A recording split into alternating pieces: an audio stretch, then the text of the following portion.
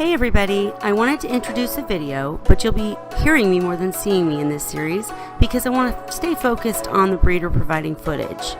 I've asked breeders from all around the world to share their experiences and tips with us, and I will be breaking these videos down into shorter versions for easier access.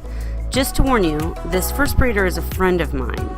Just don't let my fun editing take away from the very good information shared here.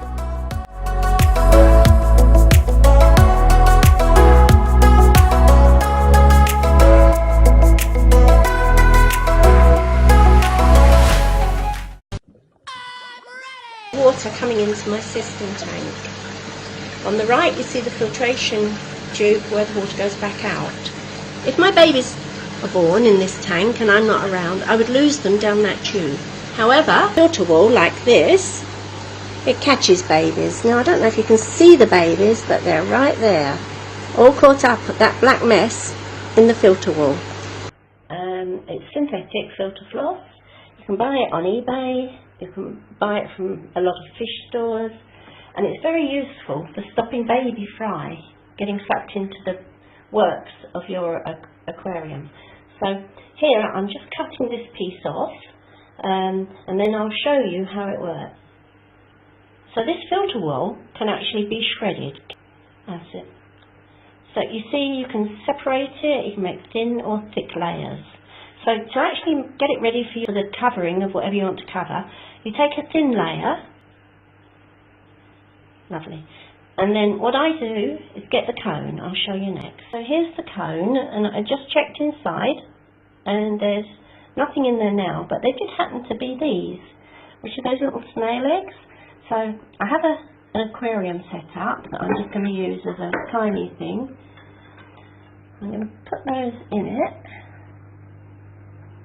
and they'll settle in various places and continue to grow, and eventually we'll have a few baby snails in there, which will be interesting anyway. Here's a nice clean cone. Lay it there with the filter wool just covering this edge so that it stops any babies sneaking up and into this bit, which is where the water flows. The water flows through here and takes the babies with it, but once you've wrapped it, so easy to do, just go like that. So here the water flows through. The cone normally would push it in like that, and the babies would go through here in these little slots and straight down to the front. Getting my cone that's wrapped, there's no way the babies can get through. So there it is, neat, tidy and safe.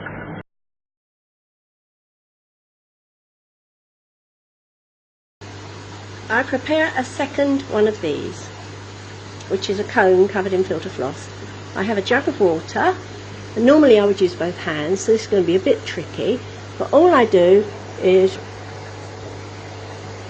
remove the cone, stick it in the jug, put that one back because you'll see a few seahorses floating, and here the rest of them are coming off the filter wool already into the jug. So I'll take that one out. We'll let the rest swim off the filter wool. I'm putting them in the sink. See them coming off the filter wool. It's easier for them if I take the filter wool off the cone. Just check there's nothing there. Give them a few minutes and they'll all be set free all on their own. Clever little things. Now the others that I knocked off the filter wool are beginning to catch on the other filter wool. See those tiny little specks on the right of this central reservation? The little seahorses that came off the other cone are just laying there waiting for me to get them. So it makes life very easy not to lose your babies if you're not in here when they're born. See them raising themselves up. These are the ones that were floating around the tank. I've just picked up with a turkey baster. The parents of these two are very young, about 6 months old, so it's their first batch. The little girl I want to keep, she's absolutely stunning. The little boy, she's really tied up tight with him and they're healthy. They're not brother and sister, so I'll keep them together in my breeding pairs. This is Mum and Dad. Mum is the one behind with the fairy, and Dad's the little fella that she's taken Shine to. the theory is either there or not. But if you look at her body, you can see she's nicely rounded.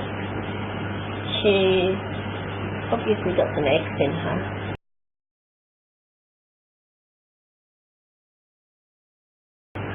There's a bulge at the front. But she's certainly solid. There's no concaved part to her. I'm getting distracted, but just go first. He's absolutely gorgeous. But you can see his pouch is empty and baggy. Let me have a look here. It's completely empty and flat, which is a good sign because it means he's expelled all the fry. So while I carry on with my feeding of my fish this morning, these babies can sit in this jug with a little airline, bubbling quite gently, as you can see. Let me show you the bubbles. There you go. The only other thing they need is a tiny hitch, which I'm going to find in a moment and put in for them.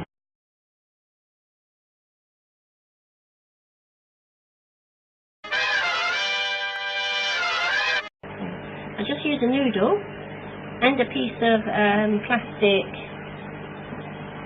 imitation coral. Literally, I would stick that in there. That's pretty good. I'd go to my little jug and drop it in. There you go. Now you'll find that in a few minutes some of those will have caught onto that and they'll sit there for a while and eat, and others won't. But by tonight probably they'll hitch on there when the lights go out.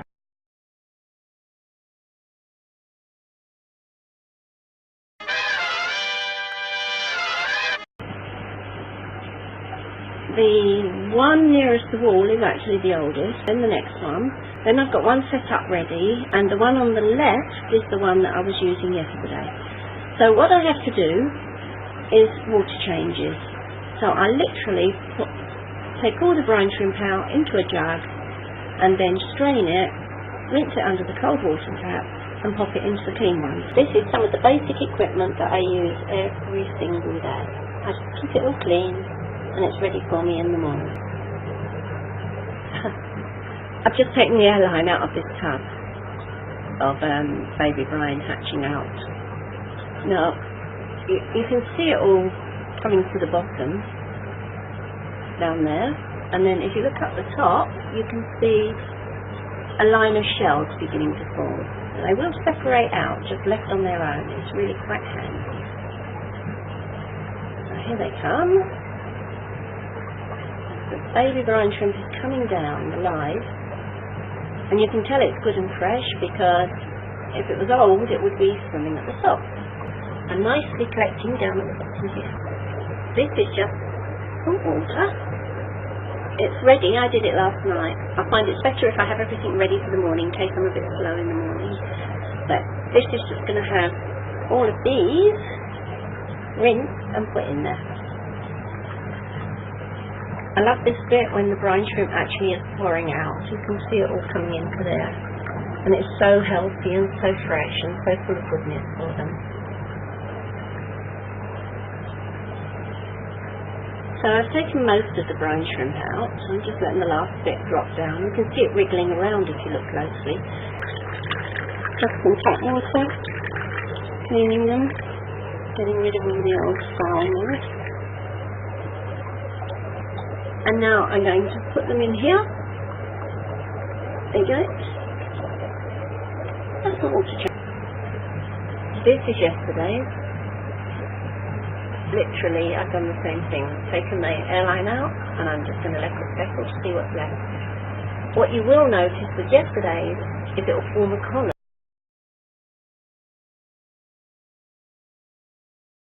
There are shells at the top, and eggs are going to form as a cluster here and down here. They're not going down to the bottom because these are yesterday's. They're swimming without. Can you see how they're forming that column now? They know what they're doing. They're a little bit bigger. They have a mouth, so we can actually take those out and feed them.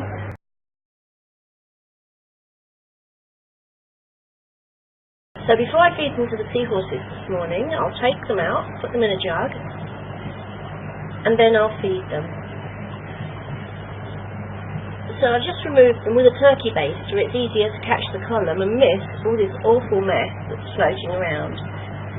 various bits of debris in there, lots of shells. You don't want that. So here's the baby brine. I'm just going to rinse it in a sieve as always, put it in a jug of fresh salt water. So here it is, it's all being rinsed. The food I'm going to use is this here, which is nanochlorosis. You don't need much, just a little, just put it in. It's live phytoplankton.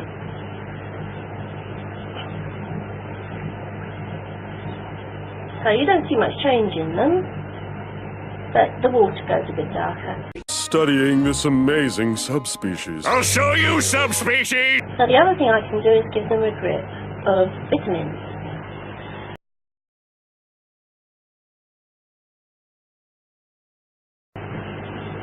They're just multivitamins. A, E1, B2, BC, B12, C, and a few more that I can't even see from here, E, H. But all I do is add one drip. There we go. So you can see it there. Now, most important, they need oxygenating, or aerating I should say. Okay, so that's bubbling. I clean the old container. I just run the water through it, the hot water, and I give it a scrub with that cloth. Make sure it's flowing nicely at the bottom. Sometimes poke it with a little brush down the bottom to in the hole. I'll show you the hole down there, just to make sure there's nothing down there. These are really well made and they make my life very easy. Few moments later. So this is the airline. I clean it with one of those little tooth clean things. Don't get it. I made my house a mess, which was making it clean, which made Squidward clean my yard, but that really means he's messing it up. But the opposite of clean is filth, which means filth is clean. That means Squidward's really making my yard a wreck, but I'd normally wreck my own yard, which means Squidward's being the opposite of Squidward, which means he's SpongeBob. Aha! I understand everything now.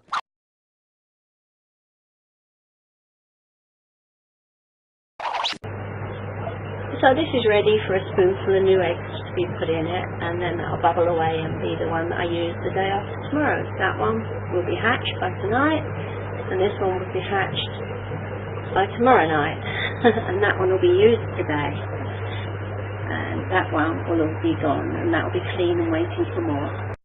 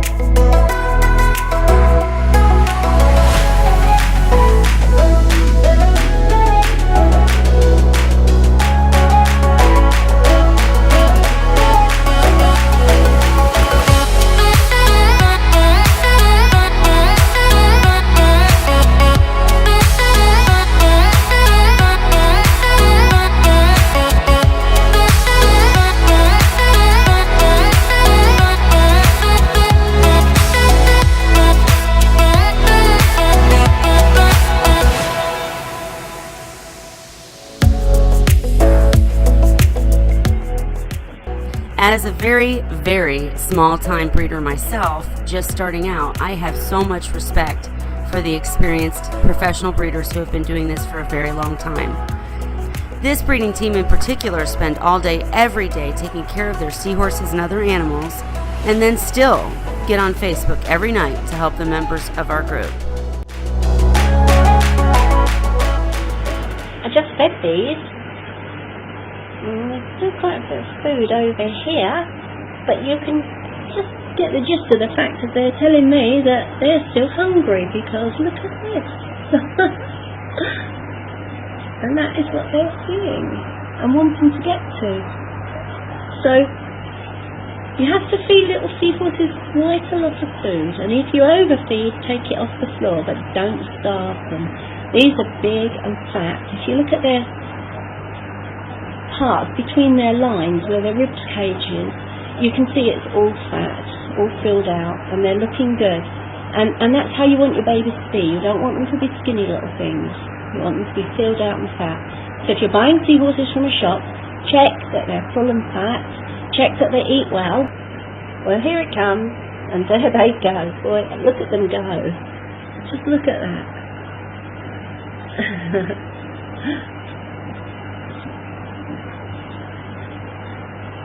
Yep, they're still hungry.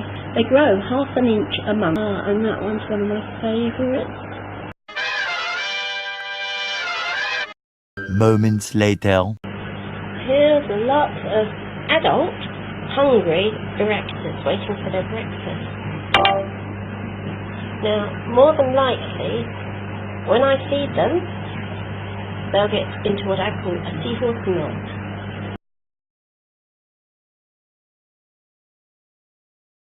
Watch. They're enjoying their breakfast. Oh, they're being very good, no knot. Beginning to happen. See how erectors hitch on each other? And you see that little small one is hitched. And you've got a great big one, and there's no way he can eat now. It's becoming increasingly obvious. I can deny it no longer. I am small. So this is how you separate them. You get hold of the one that's in the worst position, which in this case is this little fella. This great big boy. And you pick the one in the worst position up, like this one here. There's 2 hitching onto him. Here again, a youngster. So what you do, you pick him up, you just touch the others, and they separate out. You touch their tail actually. So this is quite funny. They obviously want their breakfast too. Look at their faces. I love it. And that went up on the orange plant. So he's obviously thinking, why are we not getting fed? These are the babies that were born this morning in their tank now, eating their baby brine. And you can see a lot of them are hitching. They're very active. He has the most lovely babies. There you go. This is the seahorse that gave birth just now. This is his female. She's absolutely waiting for him. Poor little soul. As soon as he's finished getting rid of those last few babies, she'll be there ready. And the ones that had babies yesterday, they're still trying to swap eggs today. But these 2 males have their babies so close together always that sometimes I can't tell which one of them is the father. You are the father.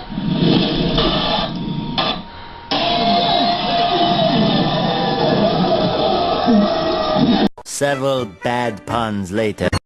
Before anyone gets the wrong impression, breeding seahorses is not all fun and games. There's work too. After every single feeding and multiple times a day, the tanks have to be cleaned. Because you don't want anything that's coming off the glass or the bottom of the tanks to end up in a seahorse's gills or pouch, most breeders come up with a kit which consists of some sort of airline and a scraper that will suck up any debris immediately after it's scraped off surfaces. With multiple tanks, this can become quite a job that has to be done multiple times a day before water changes even begin. In this series, we're going to cover some of the different methods and machinery that different breeders use to make these jobs a little easier, but easy is just not a word that I would use to describe anyone trying to breed seahorses.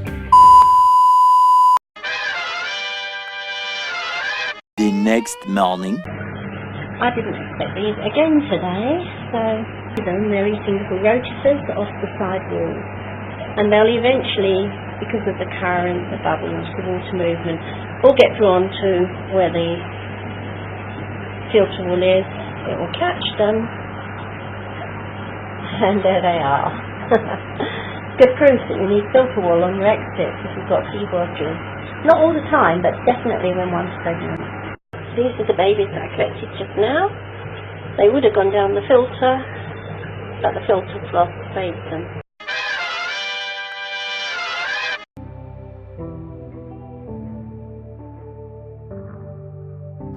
I'm interrupting with a very quick story. When my seahorses first started breeding, I was so excited, and my newborns were doing so well.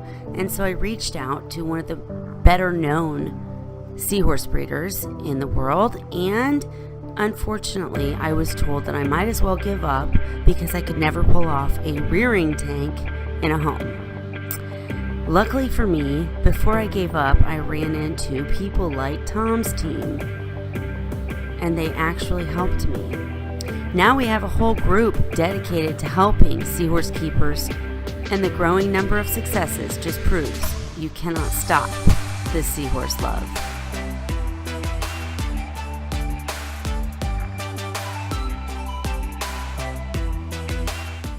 Well, it's no secret that the best thing about a secret is secretly telling someone your secret, thereby secretly adding another secret to their secret collection of secrets. Secretly. So here's the fry tanks this morning. I feed these little fellows with baby brine shrimp. I feed them in the morning. I give them an amount that virtually fills the tank. It soon settles, soon becomes poo, soon gets back on the filter. So around lunchtime I clean it off the filter with an air line off the bottom where it piles up, check they're all alright, and give them some more. Now, if you look in the top here, the light, it's not adjustable, it's just an on or off. It's a 4 watt. But I put it on in the morning when I get up. The flow, that's adjusted by that black here. I have to flow about like that. They can cope with that. If the water goes even the slightest bit off, I turn the flow up. What moves them around is the air bubble. You can see that air bubble's moving these ones around quite a bit. Now these ones have only just been born, so they don't want to be battered to death. And their light, by the way, will be on for 24 hours. So there's their flow. It's not much less than the other tank. There's their light, identical light. But their little sock over there with the filter sponge is very tight, and I'm thinking of changing it, but I don't want to lose the bacteria in the filter. Now, I've just given them baby brine shrimp. It's a bit of a mess, this water today, because it's also had all the water from their filter wall go in there. I could have done something different, but I'd rather get them feeding. They're not going to die. But I might change some of the water later on. But normally in these tanks, I watch it every day. I only change it daily when I suck out the bottom. So I probably suck out, if you can have a look, I suck out about that much, and I just top up every day with that much, or twice a day. So in fact that's probably 2 or 3 litres. Now over here, these are doing well. They've been in there a few days now. See their nice little pink bellies. Identical situation, but the flow is getting a bit bigger now. The flow is just that little bit thicker. The air bubbles are just that little bit more because they're bigger. These ones have got to have their air bubbles. The bubbles in this tank aren't anywhere near as strong as these, or even as strong as these. Now, basically, you just want to test the water every day.